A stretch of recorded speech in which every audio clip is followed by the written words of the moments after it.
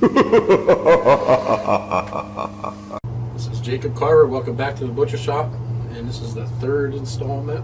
Yep. And we're going to be talking about survival horror. Well, Matt and Brian are going to. I'm just going to sit here. I mean, you could. You could just we got notes down there. You can just pop in with, hey, that like right here, perfect example. Start off He's going to teach you how to do this. Yeah. I'm going to talk about Alone in the Dark. I got the 3DO version of it, which is kind of neat because it has a humongous freaking box, which I'm actually surprised is in decent shape yet. From what I need to get a little plastic cover for it. From what I understand, Alone in the Dark is based on H.P. Lovecraft, and that is correct. With. Awesome. Yeah. How much money did it cost to make this movie? I don't know what's in the notes. $50. No. See, I fooled you. That was it cost $50 and a ham sandwich to make this game. And a ham sandwich. No condiments. But that's beyond the budget. Just ham. Just ham. So, some of the things about the game, like he said, was based on H.P. Lovecraft. It was also one of the two original games. I would love to know what the second game was that used polygon characters and pre-rendered backgrounds. Which I'd love to know what the other game was. I know it would have to be a PC game. If anybody knows, let us know. Yes, in the comments. Which would make the first comment the series got so far. That's how you YouTube, though, Brian. That's how you tell them to tell you down there. They don't listen. They don't care. Our three viewers. You got to have a positive vibe. Yeah. Our 3 viewers that watch 5 or 6 times, please find out and let us know. And the other thing is, it's also in the Guinness Book of World Records. It was recognized for being the first 3D survival horror game ever created, which really tells you something about the game. It came out originally I think it came out originally on the PC in '92, and it came out on the 3DO in '93. Yep. So. Damn world. Yep. And the 3DO version was a direct port version too. Yeah. It's pretty much 1-to-1 with the PC version of the game. You play as a private eye, and you're searching a mansion where the owner killed himself. It's the game, from what I remember when I originally played it, it was very, very basic. Because I guess back in the day it was just so technologically advanced, it really couldn't do much more than the spooks are very minimal. Yeah. It still, for what it was, it's you got to experience it just to see how far we've come in a sense. But if you can wrap your brain around the time period that it was made, you'll be pretty amazed with what they pulled off in this game. And it's not so scary. No. As far as a survival horror thing goes, it's not scary, but it's just the idea of what this character is going through. It's more scary in a sense of well written horror. It's not in your face, it's not overly gory or anything. It's just the idea of being stuck in this mansion, finding out all this weird shit that happened to this guy, and then you start going through it too. Kind of think of an amnesia type thing, just not as amnesia-ish, I guess. But, and another thing, with technology and stuff, I'm not even sure if 3D acceleration was actually a real thing yet, or if it might have been the very, very beginnings of the 3D FX, or it would actually go before that, which was the power VR, I think. It probably was a thing, but only in test phases in companies that were creating the games. All this stuff was more or less done through software, not which really is a technological feat at the time. So, as the game itself it's not the greatest, but what it stands for and what it was, will be one of the, if not the most important survival horror game ever made. It'll be right up there with like Haunted House on the Atari 2600 as being great, which is graphically considered the first graphical horror survival game ever made. Yeah. Yeah. I guess you could say that. Yeah. Yeah, for what graphics it had. Basically none. Yeah. It was everything was black. Mm-hmm. And then if you found, I guess, what was supposed to be a candle, it made you look like Meatwad. Yeah. Oh, man. But, yeah, I mean, with Alone in the Dark, it did get some revamps graphically. It was put on the Dreamcast and the PlayStation, I believe. Yeah. They pretty much rehauled the whole engine to kind of give it, like, that Resident Evil-ish type feel. Like, the 3D models were better, and there was pixelization done to make the models move better and everything. The pre-rendered backgrounds were brushed up to look a little bit nicer, and it moved faster, like a lot faster. The same core thing, the same core idea of the game stayed. It wasn't like overly gory or anything like that, but it moved faster. It was a lot smoother. It caught more people's attention then too, because I guess it got on more mainstream consoles. Because you got to think, back in the day when gaming started on PC, not everybody could afford a PC. It was a pretty big luxury. Yeah. And, a 3DO was also a pretty big luxury back then, too. But, then they kind of fucked Alone in the Dark up pretty hardcore, like around like the Wii and 360 era. Yeah. They wanted to bring it back and make it hip for the kids, and it just didn't fucking work.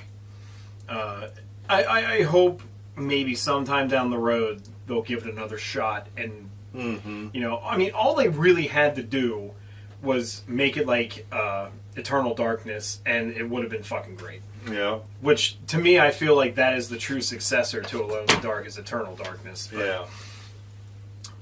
Yeah. And maybe, like you said, maybe they'll give it another shot. It'll have another game, and maybe they'll actually make a good movie out of it this time, too. I'm not going to hold my breath in the movie part of it, no. All right, on that note, we'll move on to the next one, because it's about FMV. Oh, boy. D. Now, this game actually was an FMV game done right. Yeah. Like, normally when you hear FMV right away... Here you go, Vanna. Yeah, there you go. And that's the Japanese version of it. Yeah.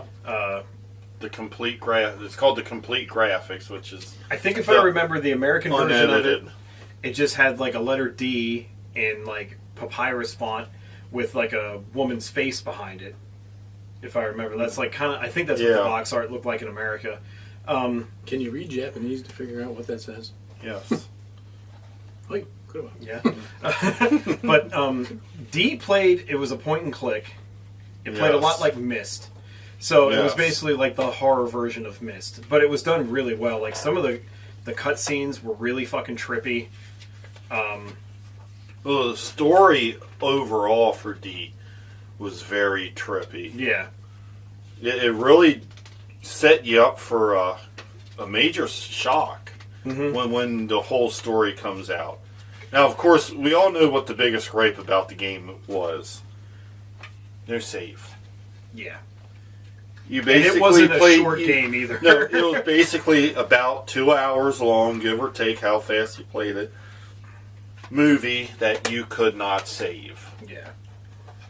And that really was quite possibly the game's biggest gripe. But yeah. But if it says a lot for it, a lot of people loved this game. And it's a cult hit to this day. So even with that major flaw, functionality-wise... It did everything else right. Yeah. The FMV, everything, it did so well. Another thing is, for back in the day, it was kind of rare, but you played as a female. Yeah. I mean, not trying to be sexist or anything, but back in the day, that just wasn't very common. It was one of the rare games that did that, so that was always a good point.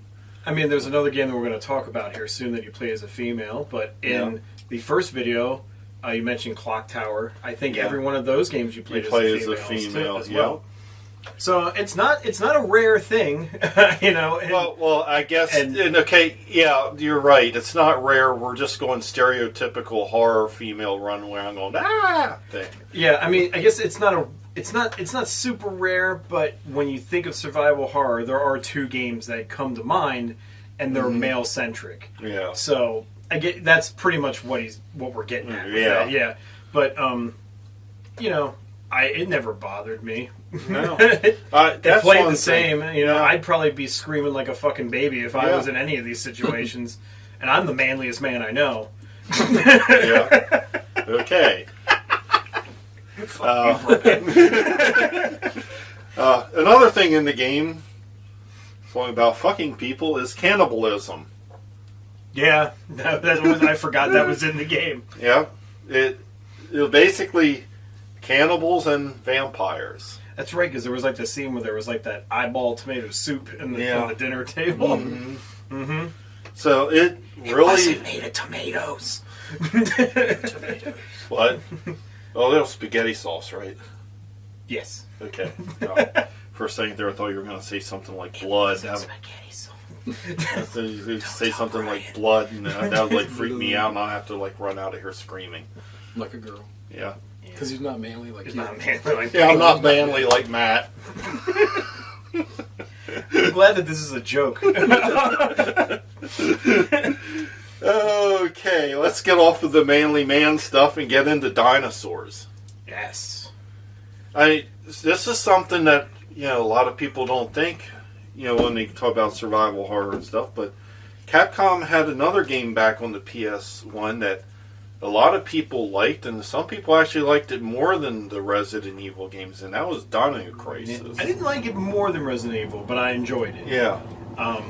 The best thing to say about the story is this: they just ripped off Jurassic Park. Essentially, They did. That's all they did. They just You're this team sent in to investigate this disturbance in this like lab that's on an island that has dinosaurs running anywhere. Basically, everywhere. you find out the lab's disturbance was they goofed and made dinosaurs. Yeah, and, it was genetic manipulation, and they screwed up. Yep, and then you're just there trying to get off because didn't they dropped you off and then you had to wait for an extraction time. Yes. Yeah, that's what it was. And one of the main things with the game is ammo and stuff, whether it been like bullets or tranquilizer darts, was very, very scarce. Yeah. You really had to think out everything you did before you did it, which was something that they obviously learned from the Resident Evil types. Yeah. Well, and unlike Resident Evil, this is a game where you do not want to run out of fucking ammo. No. Because in Resident Evil, you could run around the stuff and you could stab it or whatever. Everything's faster than you in this game. So you have to really be on your toes with ammo. And because you have a knife, but it does fuck all. No. When like a raptor is coming after you, Yeah. you know? So it was such a cool concept for its time, and it was perfect timing too because it came out around the Jurassic Park era. Yeah, and you know, I will never forget the scene, like the part of the game where you come out and you're like on the rooftop, and then all of a sudden, just like the fucking T-Rex's head is there, and he's chasing you down like the walkway. Yeah, and, you know, and all you have to do is run from him. It's not like you have to fight him or anything, but it's just it was so cool. That you're like, that's a fucking T-Rex is chasing me. Like, it's in my game, you know? Mm-hmm. And before that, the closest thing you had was, like, playing Alan Grant, you know? Yeah. Like, so, it was really cool. The second Dino Crisis was, I feel, even better than the first one. Because, like, the graphics were a little bit better. They ironed out the kinks in the system and everything, much like Resident Evil 2. Yeah. Like, it still used those 3D tank controls, as everybody calls them, but it was better than how they had it in the first game. Yeah. And it then was they a lot more forgiving with it. Yeah. And then they fucked it all up. Mm-hmm. They like dinosaurs in space. Let's go there. Yeah. And it's like, you put anything in space, it kills it. Yeah, it does. Jason didn't make it. Leprechaun didn't make it. You know, Leprechaun. Hellraiser didn't make it. Hellraiser did. Well, Hellraiser didn't make it after the games. Let's talk about games. Yep. On the Hellraiser note, that's a perfect segue into